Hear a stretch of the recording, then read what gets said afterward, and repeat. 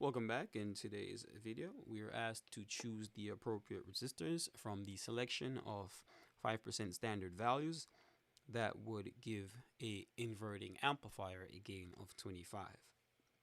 In this case, if you do not know what the inverting topology looks like, a video will be provided in the description or at the left of the screen at this moment. So we know that the gain for the inverting amplifier is the voltage gain is negative R2 divided by R1, and from 5% standard values I can choose my R2 to be 750k kiloohms, and by having R2 and we need a gain of 25, we then know basically we know the feedback resistor and we know the gain. So solving for R1 is pretty simple. R1 is then equal to R2 divided by AV, and that is 30 kiloohms. We then say, well, 750 divided by 30 is 25, so thus R1 and R2,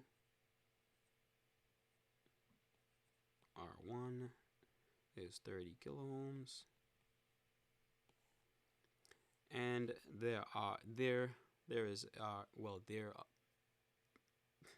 in this case there are actually 30 kiloohms is actually a resistor value within the 5% standard values. So here we have our R1 and R2, which is our appropriate resistor values. If you didn't click the link, we know that the topology for the inverting amplifier is as follow.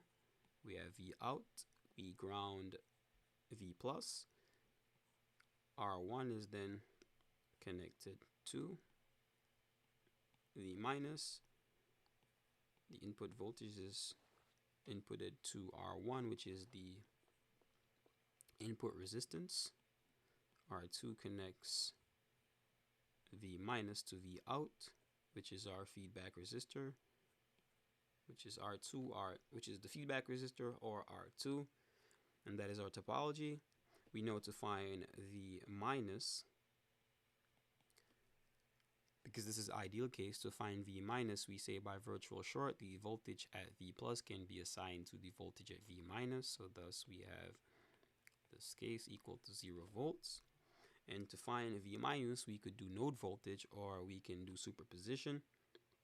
By superposition, we ground 0, we ground V out, well, set it to 0, take the voltage across R2, and then ground V in, take the voltage across R1, add both together, and we get the voltage at V minus. In this case, V minus is equal to R2 plus R1 divided by V in, divided by V, and if we ground V out, then plus R1 divided by R1 plus R2 times V out. We move V out across, or we can eliminate this guy. Remember, by virtual short goes to 0.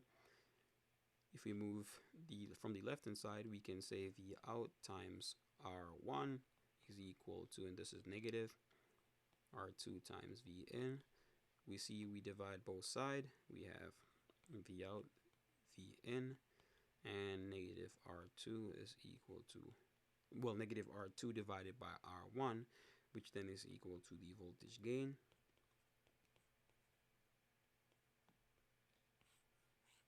And that's how we get our voltage gain for the inverting amplifier. But this problem was pretty simple, so see you in the next one. Bye.